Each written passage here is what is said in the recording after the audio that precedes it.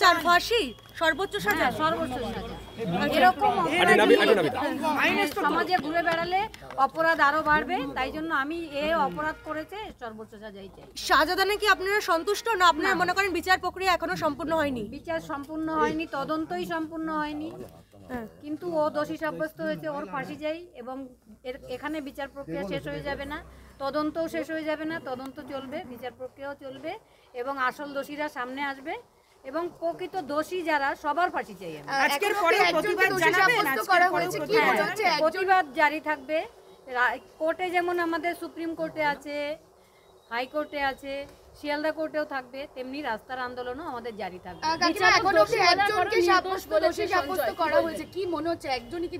না, আমার প্রথম দিন থেকেই আমরা বলছি একজন দোষী নয়, হসপিটাল কর্তৃপক্ষ জড়িত এর মধ্যে, যে সন্দীপ ঘোষ পুরো জড়িত, ওর মদত ছাড়া কিছুই হয়। এখনো আসল অপরাধীরা আপনারা যারা মনে করছেন তাহলে সামনে আসছে না কেন?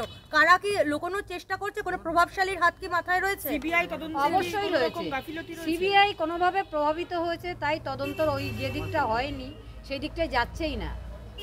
সঞ্জয় কারা কারা জড়িত আছে বলে আপনি মনে করেন? কারা কারা জড়িত আছে মনে করেন আপনি? সঞ্জয় আগের দিনও বলেছে আমি নির্দোষ, আমার গলায় তুলসীর মালা রয়েছে, রুদ্রাক্ষের মালা, যে অপরাধ করে, যে খুন করে, সে তো কখনো স্বীকার করে না যে আমি খুন করেছি। তবে ও জানে কে ওকে পাঠিয়েছিল বা কে ওকে ডেকেছিল, কারণ আমার মেয়ে যেখানে ঘুমাচ্ছিল ভেতরে, হসপিটালের ভেতরে, সেখানে কেউ ইন্ধন দিয়ে ওকে না আনলে ও আসতে পারে না। মানে পুরোটাই চক্রান্ত। কিন্তু ওকে যে কে এনেছে, কে ডেকেছে, শুধু এক বিনীত গোয়েল বা কোনো এক আইপিএস অফিসার এটাই বলছে, প্রকৃত সত্য কথা ও বলছে না। কে বলছে না? সঞ্জয় রায়।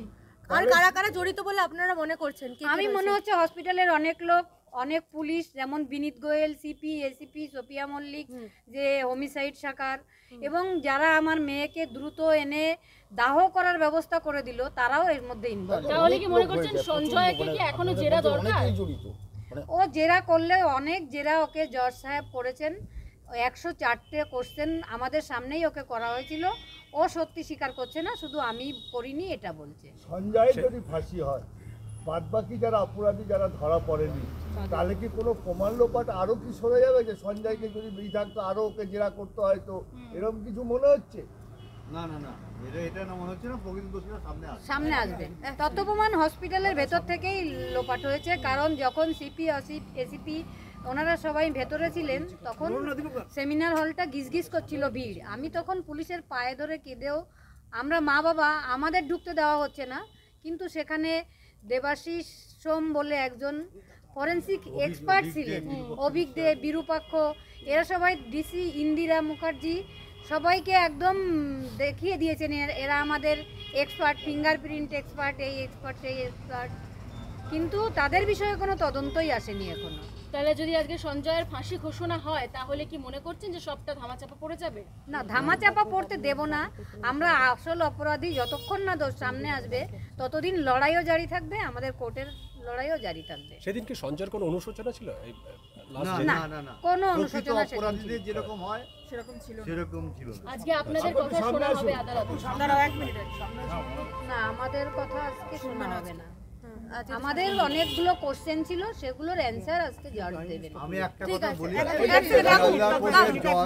কাকু 1 মিনিট, হ্যাঁ বলুন। শিয়ালদা কোর্টের জজ